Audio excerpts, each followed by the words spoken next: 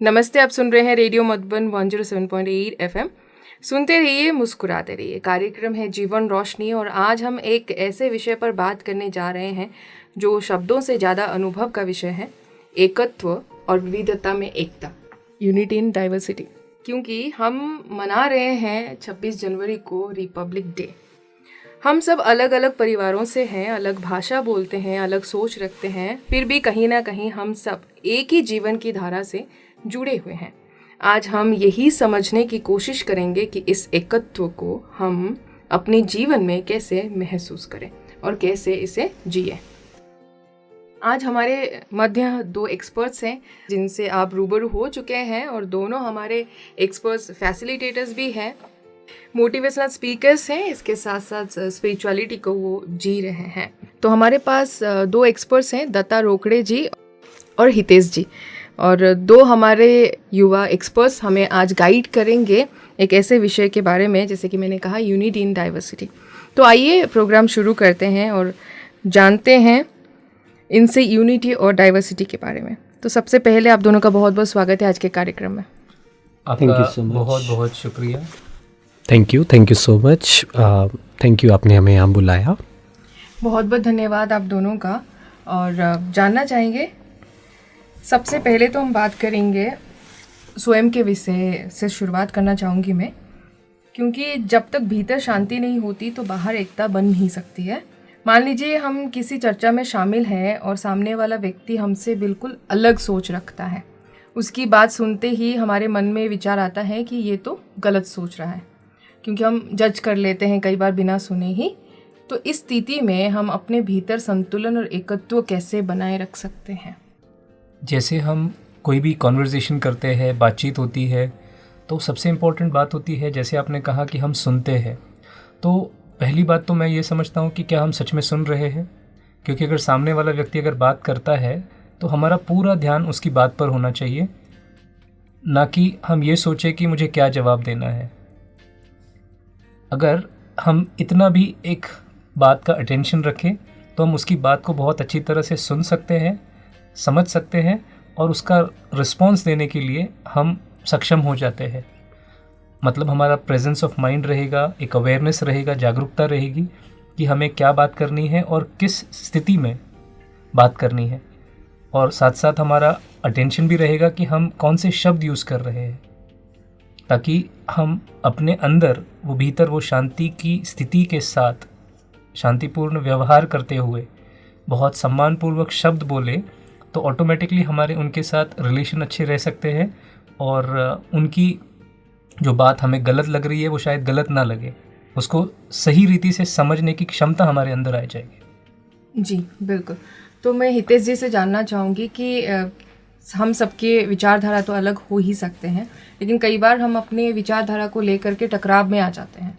तो क्या इसे रोका जा सकता है, या फिर कैसे हम अपनी बात भी रखें और सामने वाले की बात भी सुने?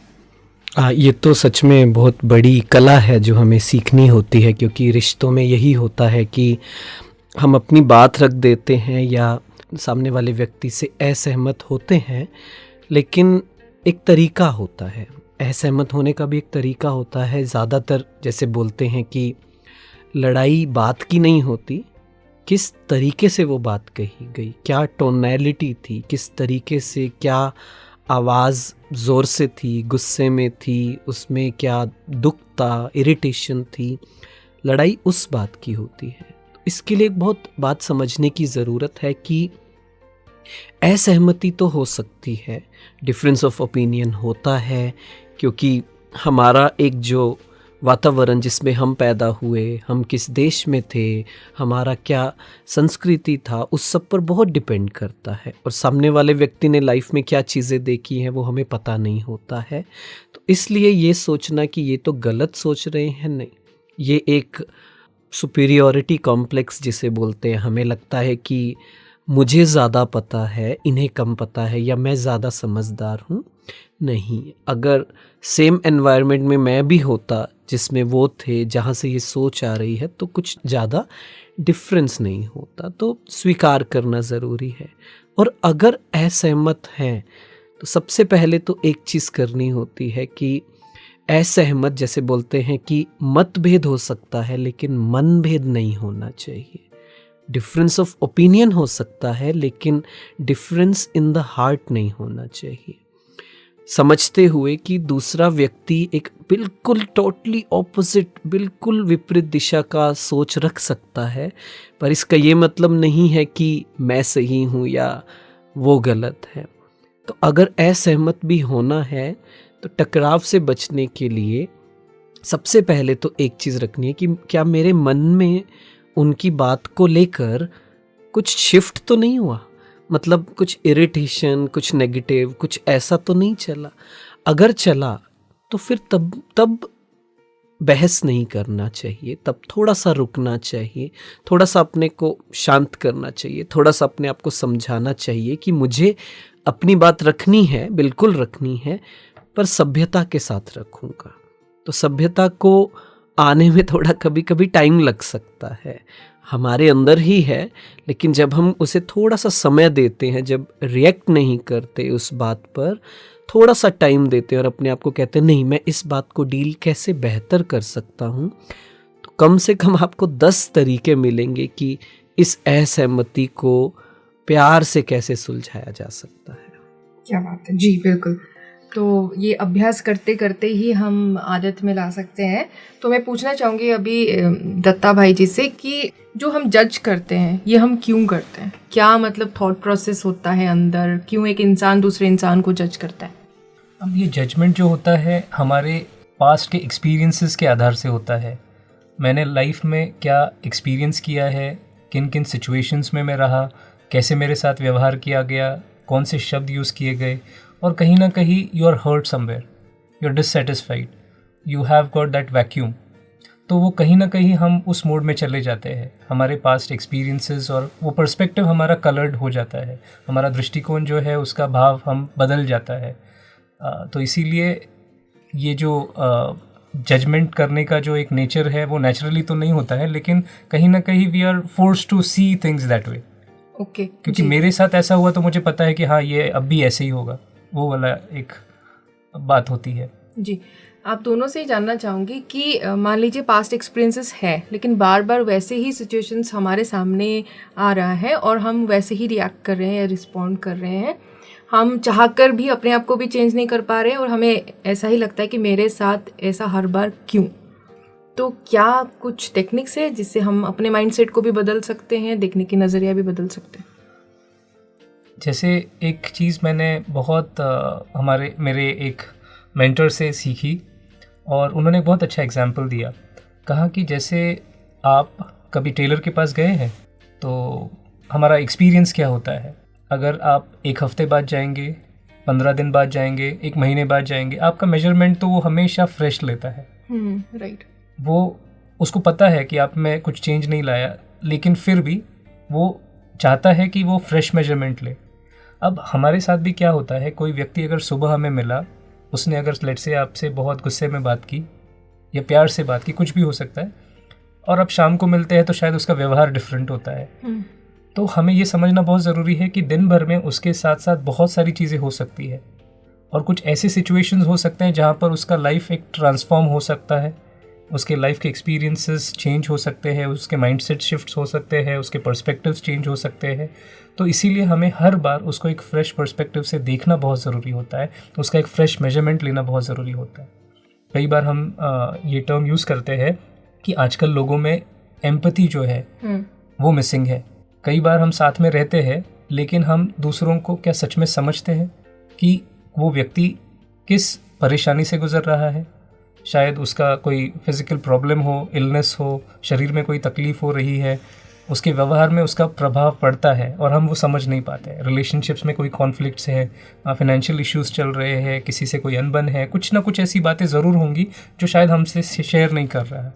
तो हमें ये एम्पैथाइज़ करना बहुत ज़रूरी है कि उसको हम समझें जी, कि हो सकता है कि नहीं, हाँ इसका कुछ रीज़न है जो शायद मुझे नहीं बता रहा है, लेकिन मुझे इसको पॉजिटिव तरीके से लेना बहुत ज़रूरी है।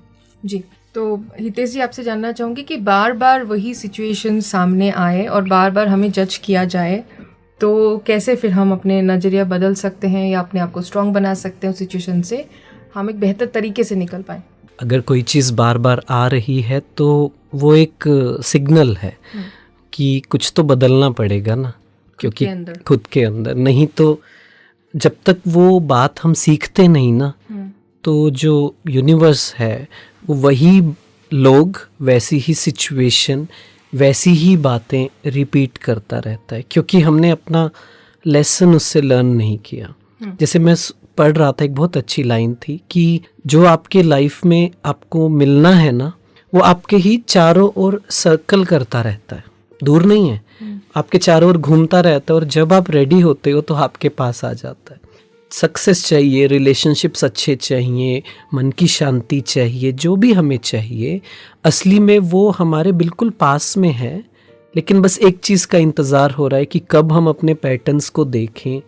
एक ही चीज़ बार बार हो रही है तो उसे रिकॉग्नाइज करके कि जैसे दत्ता भाई ने बताया कि एक फ्रेश मेजरमेंट, फ्रेश स्टार्ट, कि ओके मुझे पैटर्न पता लग गया तो आज से ये बोलना छोड़ देता हूँ कि मैं भी वही करता हूँ वो भी वही करते हैं, नहीं, आज से दोनों तरफ चेंज लाता हूँ कि वो भी नहीं करेंगे आज से वैसा कुछ, मैं भी आज से पहले जैसा नहीं हूँ, मैं एक फ्रेश पर्सपेक्टिव लाता हूँ, एक नई सोच के साथ।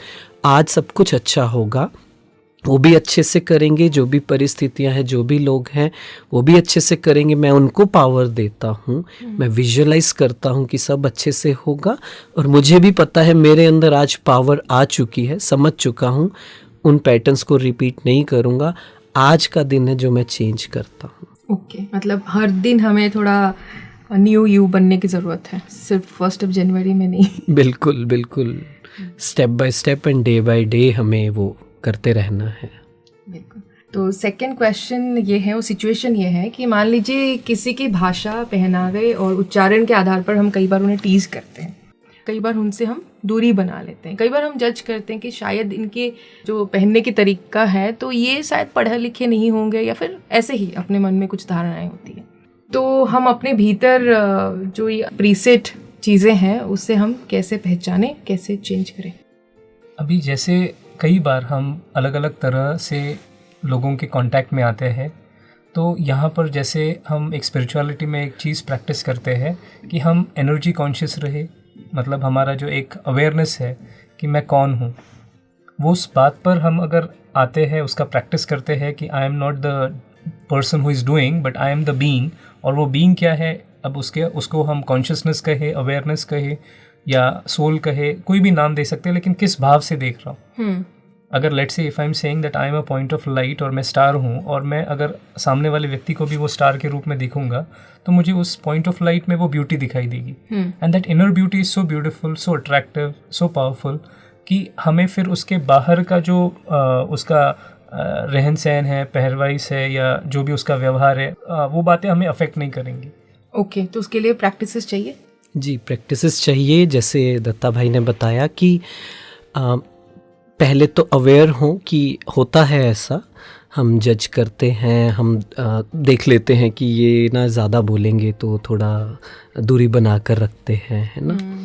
तो वही कि मुझे ऐसा भी होता है कि उनके साथ कुछ हुआ हो तो हम ये कहते कल इन्होंने ना मुझे ऐसा बोला था, वो भी एक रहता है कि इन्होंने एक एनर्जी रहती है कि पता नहीं वो अच्छे से करेंगे या नहीं, पर असली में हो सकता है वो इतने घंटों में चेंज हो चुके हो, बदलाव हो चुका हो, पहले परेशान हो अभी हील हो गए हो।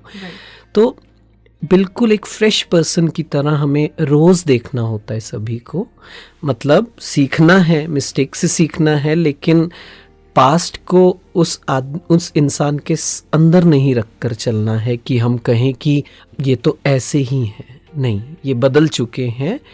बस ये अवेयर रहना, क्या मैं इस इंसान को आज में देख रही हूँ, या जो भी जैसे आंखें होती हैं, हम क्या करते हैं, जैसे आपने कहा हमारा माइंड अनकॉन्शियसली वो जजमेंट्स करता रहता है, इन्होंने ऐसा पहना है, ऐसा पहना, उसके साथ हम 2-3 और चीज़ें कर देते हैं। उन लोगों से ऐसी बातें पूछते हैं, आप कहाँ से हैं, आप क्या करते हैं, ये पूछते पूछते भी ना क्या हो रहा है कि और जजमेंट्स हमारा माइंड क्रिएट करता जा रहा है। हाँ, जैसे कौन से स्टेट से हैं तो ऐसे होंगे।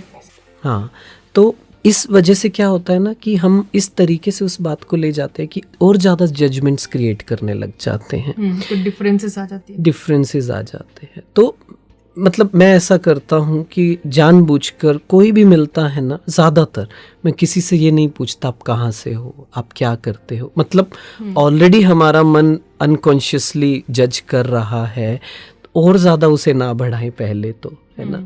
और दूसरा कि कोशिश करें कि उन्हें एज अ बीइंग देखें, और कुछ मुझे नहीं देखना, क्योंकि वो बोलते हैं नेवर जज a book by its cover. तो हो सकता है कि एक बहुत अच्छे इंसान आपको बहुत हेयर कलर किए हुए हों, है ना, स्ट्रिप जीन्स पहनी हो, कुछ नहीं कह सकते, और एक आदमी बिल्कुल साधु संत के उसमें हो, और कुछ भी हो सकता है। तो ये आदत तो हमें सच में अपनानी होती है कि एनर्जी को कैच करना है, वेशभूषा ये सब बातों से थोड़ा अलग होकर, कि मैं एज अ पर्सन उनको देखता हूँ। बात करूँगा तो I will get the idea, उससे पहले मुझे कुछ ज़्यादा प्री कंसीव्ड नहीं लेकर चलना है। जी बिल्कुल। और जिससे दत्ता भाई जी ने कहा कि जो आत्म जागरूकता है, जो एनर्जी की बात आप कह रहे हैं, तो शायद ये पहली सीढ़ी हो सकती है यूनिटी की तरफ। हाँ डेफिनेटली, बिकॉज अगर मैं एनर्जी कॉन्शियस हूँ, तो अगर मैं एनर्जी के रूप में या पॉइंट ऑफ लाइट अगर सिंबलाइज कर सकते हैं हम एक मस्तक के बीच में, and if I see everyone as that energy, तो ऑटोमेटिकली वो सारे जो डिफरेंसेस है वो डिसॉल्व हो जाएंगे, and I will be in a very pure state of mind, और मेरा जो एक देखने का नज़रिया जो है वो बहुत क्लीन रहेगा। उसमें मेरा एक्सेप्टेंस हर एक के लिए बहुत ज़्यादा रहेगा, जजमेंट ख़त्म हो जाएगा। तो इस तरह से एक यूनिटी ला सकते हैं हम आपस में, कि I am also that energy और पॉइंट ऑफ लाइट, और आप भी वो एनर्जी हो, पॉइंट ऑफ लाइट। तो वहाँ पे हमारे काफ़ी सारी जो ये बातें अभी हम कर रहे हैं डिफरेंसेस की, तो वो ख़त्म हो जाएगी, and that is where we can see that unity, that love, वो प्योर फॉर्म में हम सब देख पाएंगे, अनुभव कर पाएंगे। ईगो क्या करती है, अहंकार को ना किसी चीज़ से आइडेंटिफाई करना होता है। वो या तो अपनी कास्ट से लेकर करेगा, जेंडर से लेकर करेगा, या अपने नेशन को लेकर, मैं इस देश का हूँ, वो उस देश के हैं तो वो सब खराब हैं। या फिर कुछ लोग तो अपने फैंस, है ना, वो क्रिकेट, मुझे ये पसंद है, मुझे वो पसंद है। अहंकार की आदत है अपने आप को किसी चीज़ से चिपका कर साबित करने की कोशिश, चिपका कर रखना। तो वो हमेशा जजमेंट्स क्रिएट करेगी, वो हमेशा ये कहेगा कि मैं सही हूँ, बाकी सब खराब है, और वो बहुत रिस्की हो जाता है, क्योंकि ईगो को पता नहीं लगता कि वो कहाँ खराब है। आज देखिए ना, दुनिया की ऐसी हालत है, किसी से भी पूछो ना तो सब ये कहेंगे कि मैं बिल्कुल ठीक कर रहा हूँ। बिल्कुल। तो क्या ये सब जो बातें हैं, अक्सर हम अपने आप को जो सही साबित करने की कोशिश करते हैं, तो इससे रिश्तों में दूरी पैदा हो रही है? आप दोनों को ही लगता है? हाँ डेफिनेटली, क्योंकि क्या होता है कि इफ़ आई से आई एम राइट, यू से यू आर राइट, तो वो कॉन्फ्लिक्ट्स बढ़ता ही जाएगा। अगर मैं आपको रिस्पेक्ट कर रहा हूँ, आप मुझे रिस्पेक्ट कर रहे हो, और यही हम चाहते हैं, गिव रिस्पेक्ट टेक रिस्पेक्ट, हम बहुत शान से सबको सुनाते हैं। बट प्रैक्टिस करने के लिए सबसे सिंपल और पहली बात तो यही हो सकती है कि रिस्पेक्ट लिसनिंग के फॉर्म में भी हो सकता है। कि अगर मैं अटेंशन दूँ, थोड़ा सा ध्यान रखूँ, और मैं सिर्फ आपकी बात बहुत अच्छे से सुन लूँ, तो ये भी मेरा आपके प्रति एक सम्मान है, रिस्पेक्ट है। तो ऑटोमेटिकली अगर मैं ये सिंपल प्रैक्टिस भी करूँ, और अगर आपको कोई बात नहीं अच्छी लग रही है या डिसएग्री कर रहे हैं, तो हो सकता है कि आप थोड़ा टाइम लो। जैसे एक हम यूजुअली एक एग्जांपल देते हैं कि हमारा बिहेवियर किस तरह का है, रिएक्टिव है या रिस्पॉन्सिबल है। जैसे कोई बात आती है और मैंने बहुत ज़्यादा गुस्सा कर दिया, ज़ोर से बोल दिया या कुछ और कहा, तो एक रिएक्शन हो गया मेरा, माना बिना सोचे समझे मैंने क्या किया, बर्स्ट कर दिया, बोल दिया। और दूसरा होता है रिस्पॉन्सिबल बिहेवियर। जब कोई बात आती है तो मैं थोड़ा टाइम लेता हूँ कि मुझे अब बात करनी है, बाद में बात करनी है या नहीं बात करनी है। सो आई हैव अ चॉइस। सोचा, समझा और फिर मैंने उनको रिस्पॉन्स दिया, तो वो मेरा रिस्पॉन्सिबल बिहेवियर है। राइट। तो इस तरह से हमारे पास सुनने के लिए ये चॉइसेस है, but we have to choose कि नहीं, कुछ भी हो जाए मुझे सिर्फ ध्यान से सुनना है, and that is also I am respecting that person. बिल्कुल, क्योंकि कोई व्यक्ति आपको अपने जीवन की एक स्लाइस दे रहा है, मतलब रिस्पेक्ट दे रहा है, अटेंशन दे रहा है, सुन रहा है, तो सुनना ज़रूरी है। और सुनने की कला को हम अपने जीवन में कैसे इसको विकसित करें, क्या पहला स्टेप होना चाहिए? सुनने की कला को विकसित करने के लिए सबसे पहले ये समझना ज़रूरी है कि सुनने से होगा क्या। हाँ, क्या होगा वो समझने के लिए कि जैसे हम अभी बात कर रहे थे कि अगर खुद को सही साबित करते हैं तो क्या होता है, दूसरे आदमी का नहीं समझते, जो रिश्तों में स्पेशली हर कोई असली में सही कर रहा है। कैसे? अगर हम उन परिस्थितियों में होते, हमारा जो नर्वस सिस्टम है वो एक कॉपिंग मैकेनिज्म डेवलप करता है। मतलब कि हो सकता है बचपन में किसी ने बहुत ऊंची आवाज़ में बोला हो, तो हमारे नर्वस सिस्टम को समझ नहीं आया कि कैसे उसे डील करना है, कैसे प्रोसेस करना है, तो उसने अपने आप को साइलेंट कर लिया, अपने आप को विड्रॉ कर लिया, कुछ नहीं बोला। कुछ लोगों के लिए ये एक मैकेनिज्म बन जाता है खुद को सुरक्षित महसूस करने के लिए। कुछ लोगों ने क्या किया, कोई बात हुई तो रिएक्ट किया, गुस्सा किया, उन्हें लगा ये सही तरीका है खुद को सुरक्षित महसूस करने का। अब इन दोनों में से कौन सा सही है? दोनों सही हैं। जिस समय जो कैपेबिलिटी थी उस हिसाब से उन्होंने वो डेवलप किया जी। अब दो इंसान मान लीजिए पूरा दिन घर में रहते, 24 घंटे रहते हैं, लेकिन एक की अपब्रिंगिंग ऐसी है, एक ने ये सीखा कि मुझे कुछ नहीं बोलना, मुझे चुप रहना है, कुछ शेयर नहीं करना, और दूसरे ने ये सीखा कि सीधा सीधा बोलना है। ऐसी छोटी छोटी बातें, किसी को कोई परेशानी होती है, कोई बाहर जाते हैं, कोई घर में रहते हैं, कोई टीवी देखते हैं, कोई मेडिटेशन करते हैं, सबका अपना अपना एक सिस्टम होता है। तो उसलिए ये समझना ज़रूरी है कि सामने वाला भी राइट है, मैं भी राइट हूँ, बेस्ड ऑन जो उनकी लाइफ में हुआ है। तो जब कोई कुछ कह रहे हैं तो हम एक काम करें, हम अपने आप को चेक करें कि जब वो कह रहे हैं कुछ, तो मैं क्या आराम से उनको सुन पा रहा हूँ या मुझे ट्रिगर हो रहा है। ये बहुत अच्छी प्रैक्टिस है कि हमारा जो ईगो है चेक करना। कोई कुछ कह रहे हैं तो बार बार हमारा माइंड जजमेंट्स क्रिएट करेगा, बार बार एडवाइस क्रिएट करेगा। वो कहेगा बस हाँ आप चुप हो जाओ, अब मैं बताता हूँ इसमें क्या करना चाहिए, या मैं साबित करता हूँ कि नहीं आप गलत हो, मैं सही हूँ, मैंने ये किया था, मैंने वो किया था। ये भी हमारा एक सेफ्टी फील करने का मैकेनिज्म होता है। तो जब हम सुनते हैं तो सुनने से हमें पता चलता है कि हम सही में शांत हैं या नहीं। क्या मैं किसी की बात सुनते हुए, क्या मैं उन्हें एक्सेप्ट कर रहा हूँ या सिर्फ सुन रहा हूँ जवाब देने के लिए। तो ये तो मेरी चेकिंग हो गई ना कि मैं जवाब देने के लिए ही सुन रहा हूँ, तो मतलब मेरा मन हलचल में है। वो एक पॉइंट है कि ये ट्रिगरिंग पॉइंट है कि मुझे हीलिंग चाहिए, उनको तो चाहिए, ठीक है, वो सेकंड चैप्टर है।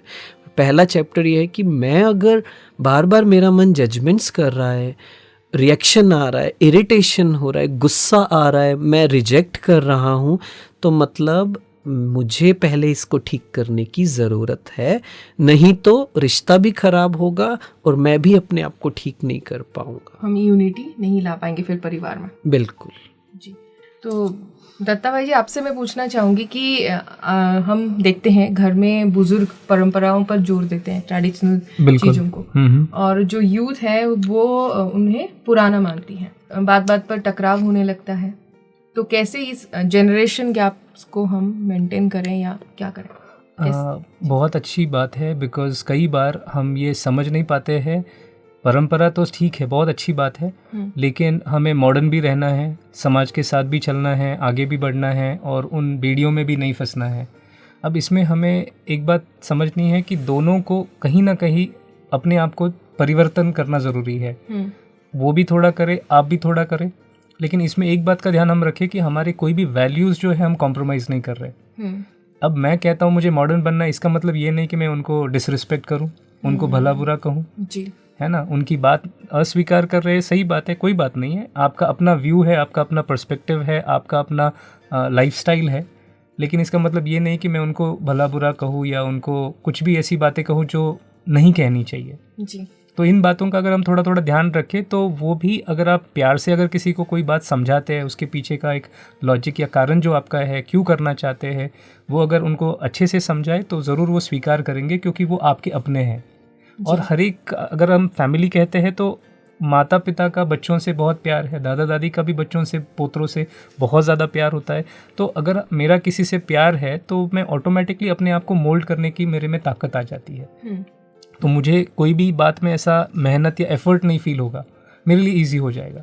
तो अगर हम थोड़ा सा अपने आप में जैसे वो मधुरता है, वो स्वीटनेस है, वो रिस्पेक्ट है, इन वैल्यूज़ को थोड़ा सा प्रैक्टिस करेंगे तो ऑटोमेटिकली आप उनकी बातें सुनो, सम्मान करो, थोड़ा आप चेंज कर लो, थोड़ा वो भी चेंज कर ले, तो वो और इजी हो सकता है।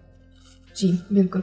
तो एक सिचुएशन ये है कि परिवार का कोई सदस्य अलग सोच रखता है, जीवन शैली जो है वो अपनाना चाहता है और बाकी लोग उसे अलग मानने लगते हैं या फिर कहते हैं कि ये तो बिगड़े हुए हैं ना। जैसे आजकल हम कह देते हैं ये जेनजी तो अलग प्रकार के हैं या फिर हम अलग प्रकार के हैं। तो फिर इसे कैसे हम स्वीकार करें, एक्सेप्ट कैसे करें, चेंज क्या करें या क्या कर सकते हैं? वापस मैं मतलब यही कहना चाहूँगा कि हमारे वैल्यूज़ को हमें चेक करना है। अगर मैंने मेरे कपड़े पहनने का तरीका अगर चेंज कर लिया लेकिन मेरी अपनी सोच काफ़ी सिंपल वाली है, रिस्पेक्टफुल है, किसी को मैं हर्ट नहीं कर रहा हूँ, किसी को डिसरिस्पेक्ट या डिसरिगार्ड नहीं कर रहा हूँ किसी की बातों का, किसी को मतलब जान के अपमान नहीं कर रहा हूँ या कुछ और गलत काम नहीं कर रहा हूँ, तो आई थिंक मुझे फिर इस बात के बारे में ज़्यादा सोचने की आवश्यकता नहीं है। हाँ, अगर आपने अपने कपड़ों के साथ अगर अपने वैल्यूज़ कॉम्प्रोमाइज़ करना शुरू कर दिया तो हो सकता है कि आपको अपने में चेंज लाना ज़रूरी है। ओके जी, हितेश जी आप क्या कहना चाहेंगे? अपनापन बनाए रखने के लिए कौन सी चीज़ ज़रूरी है परिवार में आजकल? जी वही बात ना कि हमें ये समझने की ज़रूरत है, जैसे बड़े लोग जो जनरेशन के, पिछली जनरेशन के लोग बहुत इजीली बोल देते हैं कि आजकल के बच्चे मोबाइल नहीं छोड़ते। हमें ये समझने की ज़रूरत है कि अगर हमारी जनरेशन में बचपन में मोबाइल होता तो क्या हम भी ऐसे ना होते, हम भी शायद ऐसे होते। हमारा एक अलग तरीके की आदत थी, कॉमिक्स थी, टीवी आ गया था किसी की लाइफ में, तो याद कीजिए पेरेंट्स क्या बोलते थे और हम मानते थे या नहीं मानते थे।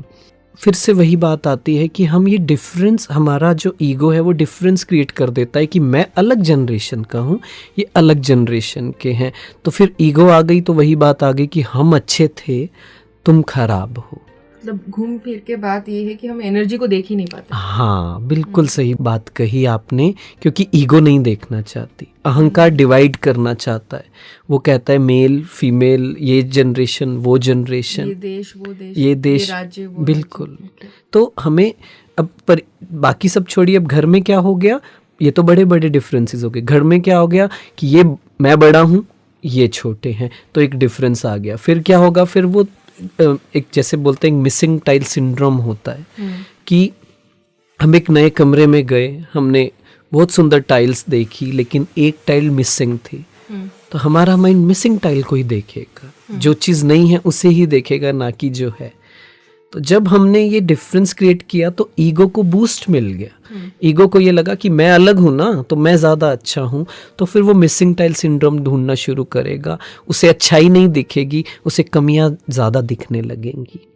तो इसीलिए ये एक्सेप्ट करना कि मैं भी उधर होता तो सेम होता, इट्स ओके। जैसे दत्ता भाई ने कितना वंडरफुली बताया कि इट्स ओके अगर न्यू जनरेशन के दोस्त हैं, ऑनलाइन हैं, सोशल मीडिया यूज़ करते हैं। एक आदमी सोशल मीडिया यूज़ पूरा कर सकता है लेकिन बिल्कुल बिल्कुल वैल्यू से कनेक्टेड रह सकता है। तो वो जज नहीं करना चाहिए, बिल्कुल एजुकेट करना है, एडवाइस करना है, लेकिन बहुत प्यार से करना है। वो प्यार मतलब कि वो प्यार में इतनी पावर होती है कि जब आप शेयरिंग करेंगे तो जनरेशन गैप ही नहीं फील होता असली में। बच्चों को फील ही नहीं होता। कुछ बच्चे बोलते हैं कि मेरे लिए मेरी मम्मी मेरी बेस्ट फ्रेंड है। हमें भी थोड़ा मोल्ड होना पड़ता है, हमें भी उनके अनुसार, नई जनरेशन के अनुसार चलना पड़ता है।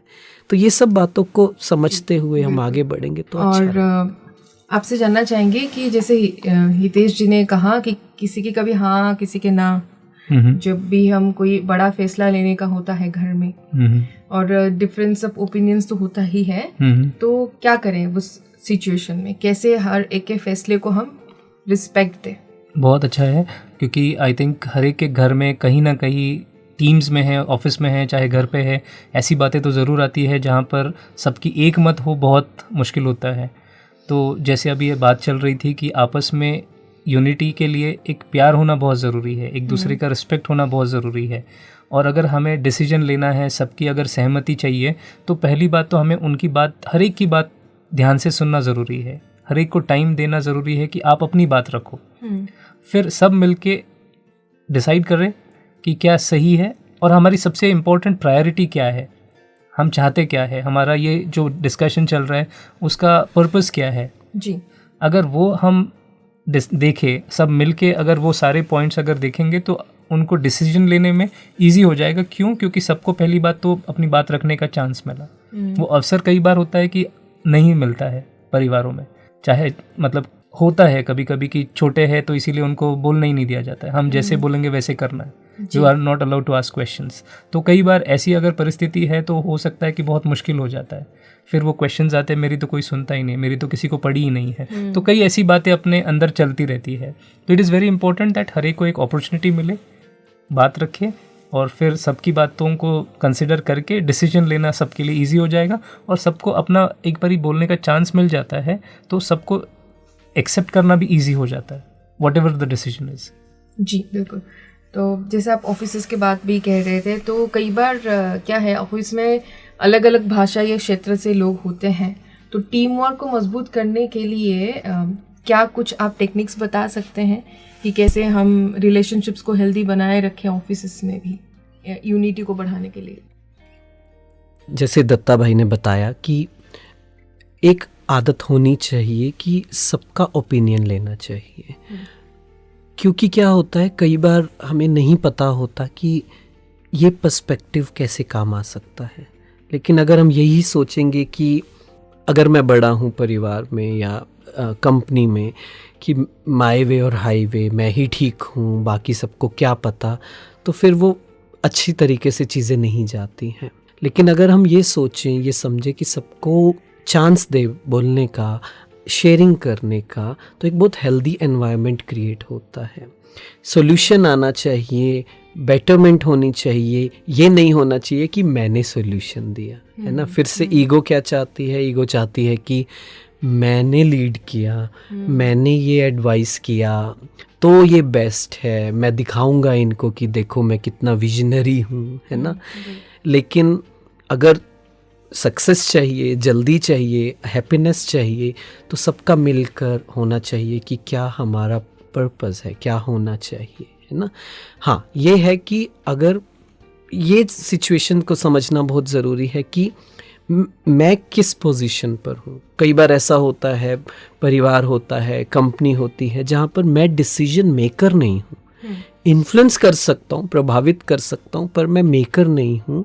तो उस समय ये समझना पड़ता है कि ओके, मैंने अपना पार्ट किया जी, मैंने अच्छे से बताया, मैंने बहुत थॉरली सब कुछ अच्छे से एक्सप्रेस किया। उसके बाद मुझे ये नहीं देखना कि वो इम्प्लीमेंट हो रहा है या नहीं, वो फिर मैं छोड़ता हूँ कि वो कैसे होगा आगे जाकर। तो फिर वही कि मुझे आगे जाकर क्या करना है, क्या नहीं करना है, वो होप रखनी है, बट फ्री रहना है अगर मैं डिसीजन मेकर नहीं हूँ तो। ओके। तो कई बार मीटिंग में कुछ लोगों की ही बात सुनी जाती है और बाकी चुप रह जाते हैं। जैसे हम चुप्पी की बात भी कह रहे थे परिवार में, या फिर मान लीजिए हस्बैंड एंड वाइफ है, तो कई बार ऐसा माना जाता है कि वाइफ को चुप ही रहना है, हस्बैंड की सारी बात माननी है। तो क्या चुप रहना सही है, या जो लोग चुप हैं उन्हें बुलवाना कैसे आना चाहिए, लीडर को पता होना चाहिए? अब जैसे होता यह है कि very important, it depends on the leader. जो एक टीम लीड कर रहा है उसने क्या कल्चर डेवलप करके रखा है अपने टीम का, मतलब किस तरह का एक वातावरण बनाया है या किस तरह से वो लीड कर रहा है। एक होता है कि जैसे लीडर को पता होता है कि मुझे क्या करना है, सबको मुझे आगे बढ़ाने का एक अंदर इंटेंशन है, तो ऑटोमेटिकली वो टीम का स्पिरिट बहुत हाई होगा, उनका इन्वॉल्वमेंट ज़्यादा होगा, उनकी यूनिटी बहुत अच्छी होगी, और वो कंपटीशन नहीं होगा कि मैं इसको पीछे करूं और मैं ही आगे बढ़ूं, या फिर किसी और का काम कर रहे हैं और अपन उसका क्रेडिट ले रहे हैं। तो ये सारी जो बातें कब होती है, जब एक लीडर वीक होता है लीड करने में, उसका ऑब्जर्वेशन शायद वीक है, वो अवेयर नहीं है कि क्या हो रहा है मेरी टीम में, वो लोगों की बॉडी लैंग्वेज से या उनकी बातों से सेंस नहीं कर पा रहा है। तो कई बार ये सारी चीज़ें बहुत ज़्यादा सरफेस पे आने लगती है।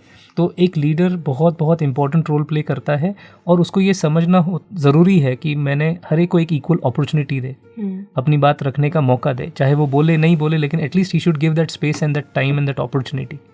जी। एंड हर एक का अंदर से ये होना चाहिए कि let me put my word forward, तब जाके आपका एक विजिबिलिटी होगी, आपका इन्वॉल्वमेंट दिखेगा और आप एक बहुत इम्पोर्टेंट एस्पेक्ट हो पूरे टीम का, ये समझ में आएगा। मैं चुप्पी वाली बात पे लौटना चाहूँगी, जो पारिवारिक क्षेत्र में देखते हैं हम, क्या चुप रहना अच्छी बात है या फिर हमें इंटेंशन चेक करना है कि मैं चुप क्यों रह रही हूँ या रह रहा हूँ?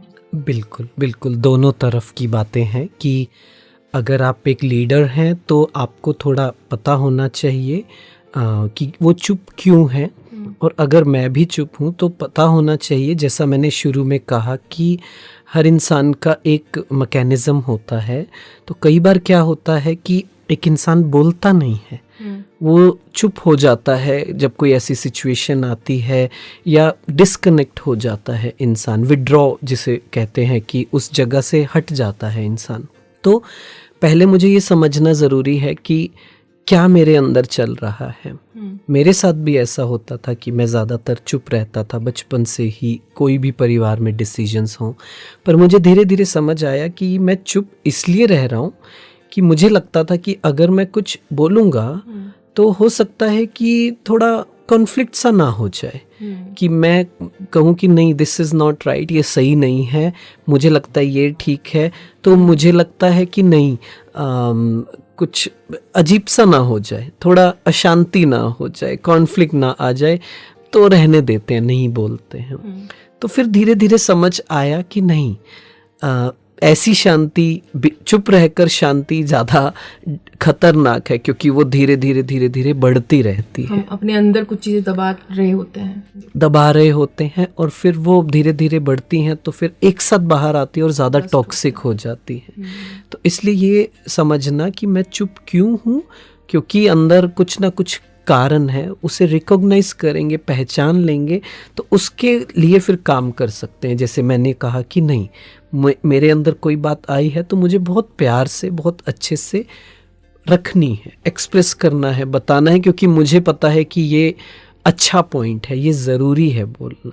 तो इससे सेल्फ इस्टीम भी बढ़ती है, अपने आप को हम अच्छा ऊंचा देख पाते हैं और सॉल्यूशन भी हो जाता है। जी, यहाँ पर एक बात मैं पूछना चाहूँगी आप दोनों से, क्योंकि हम 26 जनवरी मनाने वाले हैं, तो कई बार अच्छे लोग हैं चुप रह जाते हैं, तो इसलिए कहते हैं कि जो बुराई का प्रभाव है वो बढ़ता जा रहा है हमारे देश में।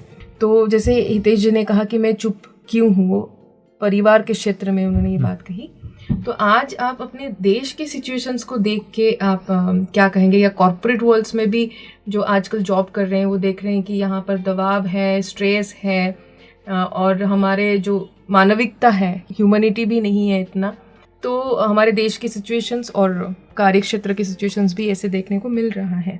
तो क्या करना चाहिए देश के युवाओं को या फिर लोगों को, क्या कैसे आवाज़ उठानी चाहिए अपने लिए, या कैसे अपने साथ डील करनी है?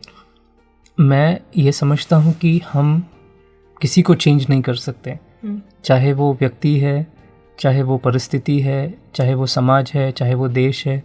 हमें, हमारे कंट्रोल में क्या है कि हम अपने आप को चेंज करें। सो अगर हर एक व्यक्ति अपने ऊपर काम करना शुरू करे तो मैं समझता हूँ कि उनका परिवार सुखी हो जाएगा, आपस में जो रह रहे जिस सोसाइटी में, उनके प्रति भी उनका व्यवहार चेंज हो जाएगा, तो ऑटोमेटिकली जो हमारा देश है या विश्व है एक बहुत सुंदर परिवार बन जाएगा। ओके, मतलब अगर बुराई हो रहा है या कुछ क्राइम हो रहा है तो हमें आवाज़ उठाना चाहिए या नहीं उठाना चाहिए? देखिए, बुराई को कैसे मिटाया जाए, अगर हमारा ऊंचा लक्ष्य है, अंदर की बुराइयों को अगर निकालने का संकल्प है, और ये बहुत अच्छा संकल्प है, और अगर हम सब मिलकर अगर इसका प्रयास करें तो बहुत सुंदर परिवर्तन हम देख पाएंगे। जैसे एक एक्सपेरिमेंट किया था यूएस में, उन्होंने एक ग्रुप, मेडिटेटर्स का ग्रुप था, उन्होंने एक्सपेरिमेंट किया कि उस ग्रुप को मेडिटेशन जब प्रैक्टिस करना शुरू किया तो उन्होंने देखा कि पहले जो क्राइम रेट था और ये ग्रुप ऑफ मेडिटेटर्स जब प्रैक्टिस करने लगे, तो जैसे जैसे ये ग्रुप ऑफ मेडिटेटर्स मेडिटेशन करते गए, 1 हफ्ता 2 हफ्ता, उन्होंने वीक बाय वीक वो देखा, उन्होंने मॉनिटर किया और क्राइम रेट को भी साथ साथ मॉनिटर करते रहे। तो उन्होंने देखा कि जैसे जैसे वो मेडिटेटर्स जितना लंबा समय या जितना टाइम तक मेडिटेशन करते रहे, वो क्राइम रेट धीरे धीरे कम होता गया उस एरिया का। हाँ जी। ओके। और सिमिलर एक्सपेरिमेंट जैसे मैं पुणे से हूँ तो हमने किया था रोड एक्सीडेंट्स के लिए। There was a group of meditators in that particular region. उन्होंने मेडिटेशन प्रैक्टिस किया for couple of weeks and they saw कि पहले जो रेट ऑफ एक्सीडेंट्स थे, नंबर ऑफ एक्सीडेंट्स थे, and after that meditation practice of by that group, by sending that powerful vibrations, creating some positive thoughts, उसके कारण उन्होंने देखा कि काफ़ी ड्रास्टिक चेंज था। सो अगर आप सोचो कि अगर हर एक व्यक्ति अपने ऊपर काम करना शुरू करे, लेट्स से मेडिटेशन का एक संकल्प करे, ये तो बहुत अच्छा है, क्योंकि हम देखते हैं कि अभी 21 दिसंबर को हम इंटरनेशनल मेडिटेशन डे मनाते हैं। तो अगर प्रैक्टिस हम अपने लिए अपनाएं, जैसे रोज़ ब्रश करते हैं, तो मुझे अगर 5 मिनट भी अगर मैं देना शुरू करूं, तो भी हमारी मन की शांति बाहर शांति ला सकती है। ओके जी। तो हम जो देख रहे हैं कि हम कहते भी आ रहे हैं कि यूनिटी इन डाइवर्सिटी देखना है तो हमारे देश में देखिए, इंडिया में देखिए, लेकिन आज की जो देश की सिनारियो है वो कुछ थोड़ा सा डिफरेंट है। लेकिन आपने बहुत अच्छी बात कही कि हम मेडिटेशन प्रैक्टिस करें, और ऑलरेडी ये रिसर्च हो चुका है और रिज़ल्ट भी आ चुका है कि कैसे ये बाहर शांति ला सकती है। तो मैं हितेश जी से पूछना चाहूँगी कि आप क्या कहना चाहेंगे इन सामाजिक मुद्दों पर जो तनाव की स्थिति बन जाती है और हम फेक न्यूज़ को फॉलो कर लेते हैं या एक गुट बन जाते हैं ना, इसको सपोर्ट करना है, उसको सपोर्ट नहीं करना है, तो हम समाज में शांति के वाहक कैसे बने? जी, जैसा दत्ता भाई ने बताया, बहुत वंडरफुल बात बताई कि चुप्पी तोड़नी होती है, लेकिन आप ज़्यादातर देखेंगे तो हम एक एक्शन लेते हैं, पर वो एक्शन एमलेस और डायरेक्शनलेस होता है। मतलब हमें लगता है कि कुछ तो करना चाहिए ना, यूथ है, एनर्जी होती है, तो आजकल कीबोर्ड वॉरियर्स हैं, मतलब चलो सोशल मीडिया पर गए और कुछ भी ट्रेंड कर देते हैं, बॉयकॉट करते हैं। But real solution, root cause, जड़ तक जाना, ये हमें ज़्यादा करना है। बिल्कुल हमें आवाज़ उठानी है, अच्छे से सब कुछ करना है, लेकिन उसका रूट कॉज क्या है, उसका सॉल्यूशन क्या है, वो हम नज़रअंदाज कर देते हैं। और उसका सॉल्यूशन सिर्फ ये है, जैसा हम शुरू से बात करते आ रहे हैं, हमें समझना पड़ेगा यूनिटी माना कि बाकी सब चीज़ों से अलग होकर मैं एक सोल की तरह, बीइंग की तरह खुद को देखूं, दूसरों को देखूं। तो हर तरह की जो भी समाज में कुरीतियां हैं, आप कोई भी देख लीजिए, चाहे वो सेक्सुअल वायलेंस है, चाहे वो कम्युनल वायलेंस है, धर्म के नाम पर है, किसी भी तरीके का आप वायलेंस देखें, डिफरेंसेस देखें, हिंसा देखें, देश का लेकर आतंकवाद को, कुछ भी देखें, तो अगर ध्यान से देखें तो उसका रूट वही है कि मुझे अपने आप को ठीक करना है और पीस मैसेंजर बनकर कि अलग अलग जगह पर जाकर अपने आप को दिखाना है। दिखाना मतलब कि जो हम हैं वो लोग देखेंगे, तो उन्हें बस ये दिखे कि ये कोई इंसान है जो बिना किसी रिलीजन, बिना किसी बातों के बिना भी बहुत पीसफुल है, कंफर्टेबल और पर्पस वाली लाइफ जी रहे हैं। बस वो वही हमें इंस्पायर करना होता है लोगों को कि बाकी सब चीज़ें छोड़कर थोड़ा सा समाज के लिए, देश के लिए, दुनिया के लिए कुछ करना चाहिए, जो कि अपना पर्पस फुलफिल करना चाहिए। बिल्कुल, तभी हम राष्ट्र हित को प्राथमिकता दे सकते हैं। जी बिल्कुल।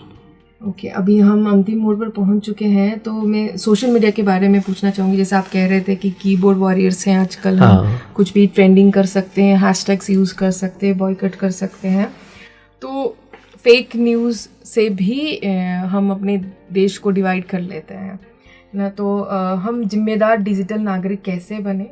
तो ऑनलाइन माध्यमों को हम एकता का मंच भी बना सकते हैं क्या? आप दोनों से जानना चाहेंगे। जैसे हम देखते हैं कि कई बार अभी जैसे AI का ज़माना है, आर्टिफिशियल इंटेलिजेंस, जैसे हम जानते हैं कि कई सारी चीज़ें हमारे लिए बहुत ईजी कर दी है। जो चीज़ें घंटों लगते थे हमें पहले, अभी it's just fraction of seconds, minutes में वो चीज़ हमारे सामने आ जाती है। लेकिन कई बार ये हमारे लिए जैसे एक साधन है, हमारी सुविधा के लिए, लेकिन कई बार वो असुविधा का कारण बन जाता है, बेचैनी का, टेंशन का कारण बन जाता है। तो हमें सबसे इम्पोर्टेंट बात है कि इसका रिस्पॉन्सिबिलिटी हमें खुद को लेना है कि कोई भी न्यूज़ आए विदाउट वेरीफाई किए हम उसको सिंपली फॉरवर्ड ना करें। ये छोटी छोटी बातें हैं। या फिर वो सोर्स जहाँ से इन्फॉर्मेशन आ रही है, क्या वो सोर्स रिलायबल है? ये छोटी छोटी बातें जो हम सबको चेक करनी होती है before we kind of spread that news rapidly. अगर हम इन बातों का थोड़ा ध्यान रखें, और जैसे अगर हम न्यूज़ चैनल्स देखते हैं तो कई बार ऐसे हो जाता है कि सारी नेगेटिव न्यूज़ होती है। और सोशल मीडिया पे भी कई लोग, जैसे अभी आजकल वीडियोस, रील्स, कई बातें डालते हैं या फ़नी वीडियोस बनाते हैं या कुछ भी ऐसी चीज़ें होती है जो बिल्कुल वेस्ट ऑफ टाइम होता है। तो अगर इतना ही शौक है हमें इतना सब कुछ करने का, सोशल मीडिया पे वायरल होने का, या कोई भी रीज़न हो सकता है हर एक का, तो अगर हम कुछ अच्छी बातें उठाएं, अच्छी लाइफस्टाइल के लिए प्रैक्टिसेस अगर उठाएं और उसको एनकरेज करें किसी ना किसी तरह से, तो हम बहुत अच्छा समाज बना सकते हैं। हमारे देश का विकास और अच्छा हो सकता है। क्या बेस्ट प्रैक्टिसेस है, क्या हम अच्छा कर सकते हैं। आप हंसी हंसी में बहुत अच्छी अच्छी चीज़ें सिखा सकते हैं जो हर एक के लिए वो याद भी रहेगी और प्रैक्टिस करना भी ईजी हो जाएगा। बिल्कुल। और जैसे हम अपने अधिकारों को जो तो जानते हैं, लेकिन जब कर्तव्य की बात आती है तो कई बार हम पीछे हट जाते हैं या चुप रह जाते हैं। तो हितेश जी क्या कहना चाहेंगे इसमें कि राष्ट्र भाव को सकारात्मक रूप से कैसे हम देखें? जी बिल्कुल, ये तो बहुत पुराने समय का डिबेट है कि हमें अपने अधिकार तो याद रहते लेकिन कर्तव्य हमें याद नहीं रहते जी। तो कुछ बातों को ध्यान रखना ज़रूरी है कि मेरा क्या कर्तव्य है, मेरा क्या पर्पज़ है, क्या मैं वो पूरा कर रहा हूँ, क्योंकि किसी और के लिए नहीं करना है, ये हमें अपने लिए करना होता है। जब हम अपने कर्तव्य को निभाते हैं तो हमें अच्छा लगता है। जैसे कर्तव्य पे मुझे एक कहानी याद आती है छोटी सी, कि एक बार जंगल में आग लग रही थी और सभी पशु पक्षी भाग रहे थे, बहुत डर में थे, चिंता में थे, लेकिन एक चिड़िया अपनी चोंच में दूर से पानी भरकर उस आग में डाल रही थी। तो सभी जानवरों ने पूछा कि चिड़िया, आपको क्या लगता है, आग बुझेगी आपके इस पानी से? तो चिड़िया ने कहा, मुझे नहीं पता आग बुझेगी या नहीं, पर मुझे ये पता है कि जब जंगल का इतिहास लिखा जाएगा तो मेरा नाम उनमें आएगा जिन्होंने आग बचाने की कोशिश की, ना कि आग को बढ़ाया। बिल्कुल। तो इसे सोशल मीडिया से भी कनेक्ट करें, इसे लाइफ की बाकी चीज़ों से कनेक्ट करें। तो मैं किस साइड हूँ? सोशल मीडिया, फेक न्यूज़ ज़्यादातर लोग इसीलिए करते हैं क्योंकि व्यूज़ मिलते हैं। न्यूज़ भी क्यों दिखा रहे हैं लोग? क्योंकि हम देख रहे हैं ना, टीआरपी बढ़ जाती है, लेकिन हम ही देख रहे हैं ना। तो मैं कहीं ना कहीं तो कंट्रीब्यूट कर रहा हूँ ना उस चीज़ को। वो देश हित के लिए नहीं है, वो देश हित के लिए नहीं है। मैं किसी भी ऐसी इंडस्ट्री का पार्ट ना बनूं जिससे देश हित नहीं हो रहा है, चाहे वो कोई भी चीज़ हो। मैं ऐसे ही रील देख रहा हूँ, कुछ तो कहीं कोई तो लोग उसका बेनिफिट उठा रहे हैं ना। तो एक छोटा सा कॉन्शियस डिसीजन कि मुझे नहीं देखनी आज से न्यूज़, मुझे इस चीज़ को बढ़ावा नहीं देना, उससे फेक न्यूज़ आनी बंद हो जाएगी नहीं, लेकिन मैं अपना कर्तव्य निभा रहा हूँ। मैं करूँगा तो हो सकता है 50 लोगों को बता सकूँ, तो अपने आप वो कम हो जाएगा।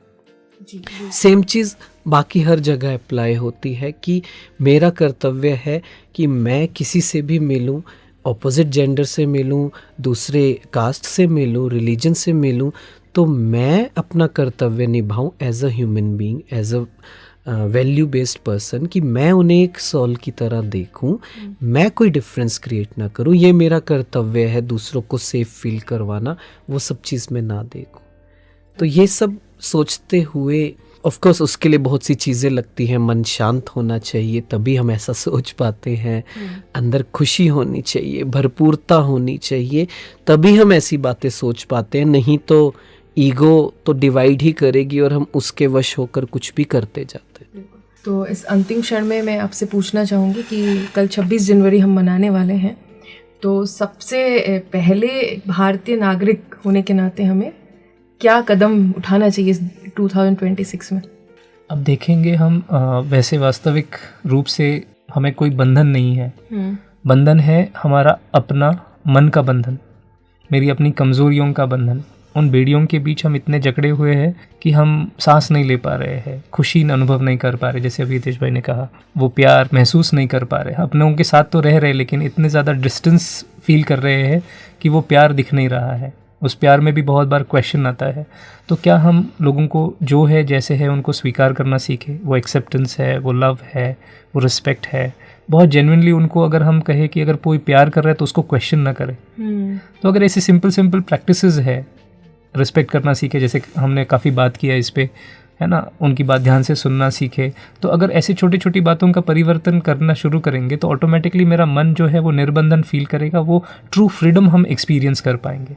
बिल्कुल। क्योंकि क्या होता है, इसी कारण हम बहुत ज़्यादा सोचते हैं, परेशान होते हैं, उलझते हैं, और कहीं ना कहीं धीरे धीरे वो डिप्रेशन की ओर ले जाता है। रात की नींद मेरी गायब हो जाती है, खुशी सबसे पहले तो गायब हो जाती है। तो कई कारण ऐसे बनते हैं जहाँ पर मैं अपनी स्वतंत्रता को खो चुका। जी बिल्कुल। और हितेश जी कुछ ऐड करना चाहेंगे आप? जी बिल्कुल, जैसा दत्ता भाई ने बताया कि इस रिपब्लिक डे अपने कर्तव्य को याद रखें, और उस कर्तव्य को निभाने के लिए मेरा नंबर 1 प्रायोरिटी क्या है अगले इस साल का 6 महीनों का, कि मुझे क्या करना है अपने मन को शांत करने के लिए, क्योंकि बाकी चीज़ें तभी आएंगी जब मन शांत होगा। तो उसके लिए थोड़ा सा हम प्लानिंग करें कि मैं क्या कर सकता हूँ। तो जब ये होगा तो सच में रिपब्लिक होंगे, हम एकजुट होकर एकता में रहेंगे, तो अपने देश को हम कंट्रीब्यूट कर सकते हैं। तो अपने कर्तव्य, मेरा परिवार में क्या कर्तव्य है, इस रिश्ते में क्या कर्तव्य है, जहाँ मैं जॉब में हूँ वहाँ मेरा क्या कर्तव्य है, मुझे क्या करना है, कोई और करे या ना करे, मुझे क्या करना है, उसमें मैं क्लियर रहूँ कि क्या सही चीज़ है करना। फ्रीडम भी क्या कहते हैं, फ्रीडम का मतलब होता है वो करना जो सही है। ये नहीं कि हम कहते हैं कि मैं वो करूँ जो मेरा मन है। असली फ्रीडम होती है वो करना जो सही है। तो इस साल वो चूज़ करें। तो मुझे लगता है मुझे और कुछ कहने की ज़रूरत नहीं है। तो आप सभी ने जीवन रोशनी कार्यक्रम बहुत अच्छे से सुना होगा। तो जो भी पॉइंट्स आपको अच्छी लगी तो आप हमें बता सकते हैं 94 14 15 14 15 पर। यहीं पर रुकते हैं, फिर मुलाकात होगी अगले कड़ी में। तब तक के लिए सुनते रहिए, मुस्कुराते रहिए। Radio Madhuban 107.8 FM। आप दोनों का बहुत बहुत धन्यवाद। आपका भी बहुत बहुत शुक्रिया हमें इस प्लेटफॉर्म पर निमंत्रण देने के लिए, और हमें बहुत खुशी है कि हमने इन सारी बातों को, अपने लाइफ के एक्सपीरियंसेस को शेयर कर पाए। आपका बहुत बहुत थैंक्स। बहुत बहुत धन्यवाद।